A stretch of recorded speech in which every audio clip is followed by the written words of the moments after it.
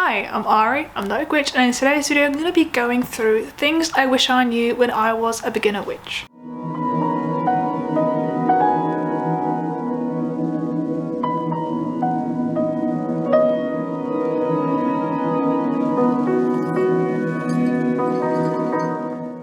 So this is just going to be a very quick sit down video. I see these videos made quite a lot on witchy YouTube channels where people just in earnest go through what they wish they knew, and I'm hopefully not going to repeat things that everyone says. I think I've made like a very personal list of things I definitely wish I knew, and I hope you learn from my mistakes essentially. So yeah, let's dive in. The first thing I wish I knew is working locally is way better than culturally appropriating.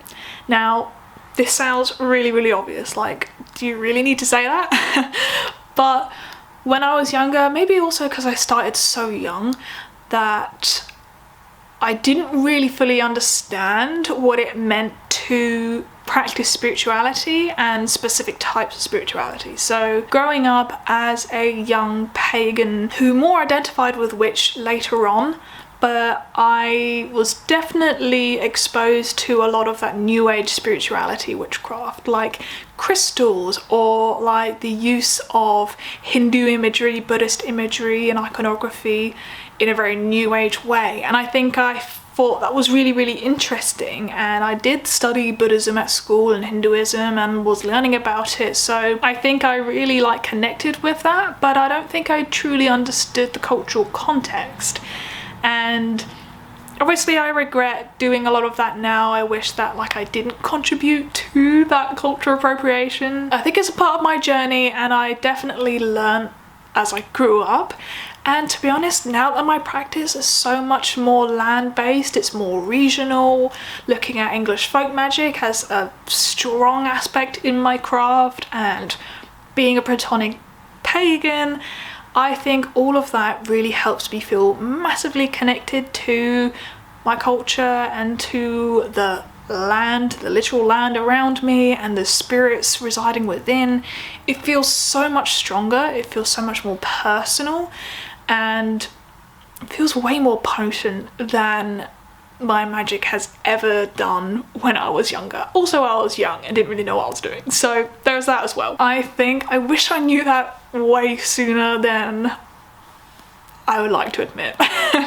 The second thing I wish I knew when I was younger is that witchcraft and folk magic has such an intertwined history with Christianity, and it's amazing. Do I think that some of the structures of Christianity, like the Catholic Church and maybe more sort of fundamentalist values, should be just ignored? Of course not. Of course, this discrimination that still happens today, not only to pagans but to minorities, people of colour, queer people, you know, it's not great, obviously, but I think when we are looking at witch lore and the history of witchcraft, the cunning folk, and how the devil plays a role in witchcraft, something which Roger J. Horne's book, The Witch's Devil, goes through so well. I absolutely love it. You guys know Roger J. Horne is my favourite author, and I've read only this much, and it's such a good book. We'll definitely be talking about this in an upcoming video, but I digress. I think when we're looking at the rich history Christianity has, particularly in folk magic, not just English folk magic, which of course I personally practice and is a massive part of my craft, but also when we're looking at folk magics practiced by people of colour and how much that is Christian based. And I think by discriminating Christians from witchcraft and pagan communities, which many people do, I think it massively leaves out people of colour, marginalised people, and actually discriminates those people who really don't need any more discrimination, do they? So I think it is a very tricky subject with the presence of fundamentalist Christianity, with the horrors of the church and how much it is still oppressing people, but also just the richness of Christian mysticism and its intertwining with witchcraft and folk magic and the use of psalms and how potent it can really be. I wish I knew that before. I wish I knew that before so I didn't partake in some of that like anti-Christian beliefs, or I didn't like look past it or brush it off as much as I think people really do. So I wish I knew that sooner. The third thing I wish I knew is that being an initiate, like a Wiccan initiate, is not the goal. So as many of you know, I grew up with a parent who is a Wiccan, a Gardnerian Wiccan, and they were the ones who taught me witchcraft, and it's not something which I've gone into. I'm not a Wiccan, I am an English folk witch, but I think for a long time, because of that influence, I felt like being an initiate was always where I was meant to go. But honestly, it didn't really feel right for me. I still don't want to be an initiate, and I just don't think it's the path for me. And I think growing up, I fed into that sort of like, oh, you know, you're not a real witch if you're not an initiate, because that's sort of the community I was exposed to, and that was the sort of rhetoric that often like went around. But I don't think that's the case. Obviously, if you want to go down initiatory Wicca, be an initiate, be a part of like the traditional Wiccan route of witchcraft, I think that's amazing. I think it can be really, really fulfilling for a lot of people. But I don't think that is obviously the way to be a witch, a true witch. I, of course, don't really think that is the case at all. So I wish I knew that sooner, so I would explore folk magic a lot sooner than I did. If I had been exposed to folk magic, folk witchcraft when I was much younger, I think I just would have had much less confusion, much less of that kind of like new age spirituality influence. I just think it would have been much better for me. I would have had a much better time being young and being a witch, but you know, oh well. I obviously eventually found my path, and I absolutely love it now, so eventually it was okay. But it's one of those things I wish that I, you know, didn't waste my time with before. The fourth thing I wish I knew when I was, you know, earlier in my path is that excess kills progress. And this is something which is much more true for me, maybe not necessarily true for everyone, because I'm not trying to do all that minimalist rhetoric at you guys. I'm really not. I'm definitely a maximalist.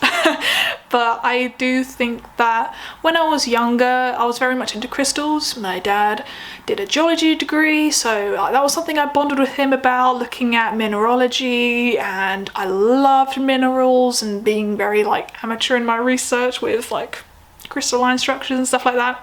I still like it, but it led me to really get into crystals, and obviously like I didn't really know anything about like the actual industry, the mining industry, which I did a video on if you want to check that out. So it was an obsession. I then started collecting loads of crystals, and crystals were given to me as presents because I was the crystal kid. And I think because there was so much of that excess, all the crystals, all the consumerism aspect of it, that I just wasn't really developing my actual crystal magic or relationship with the crystal spirits. It was more focused with the concept of excess, having all the crystals, as opposed to like really applying them to my practice, which I wanted to do. So I think that excess really killed that progress for me. Even find myself now sometimes with books, you know, having that concept of having all the books, but then not really using them in my practice. That's why like I've been selling a lot of the ones which I don't really read, I never probably will read, and keeping the ones which I know which will be beneficial to my practice, which have been beneficial to my practice and will likely continue to read in the future. So it's things like that which I think really contribute to this concept of consumerism and all this sort of stuff which we can collect, all the different types of herbs and jars we can collect, all the crystals, all the different types of candles that will never burn, all the books that we'll never read.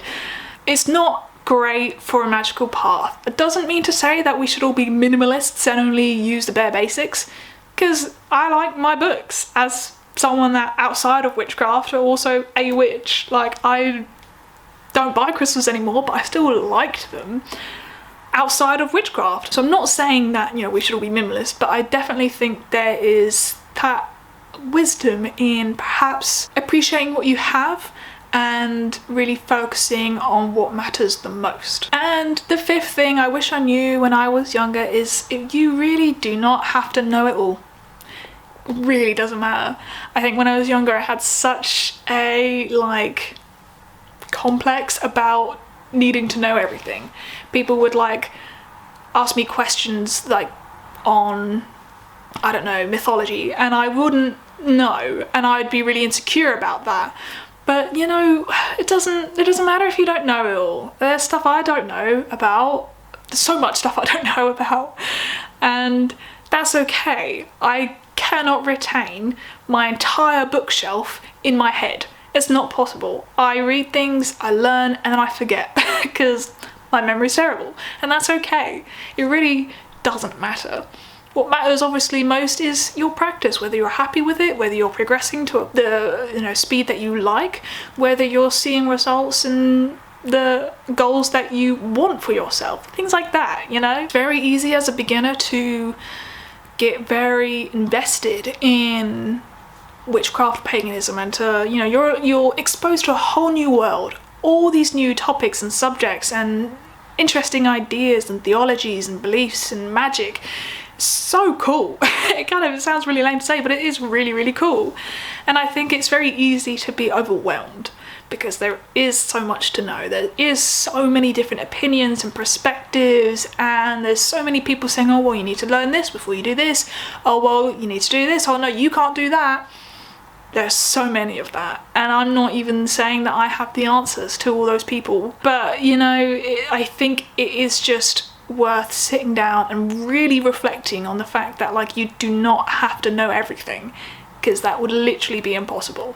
And I wish I knew that when I was younger, because I put that pressure on myself so much.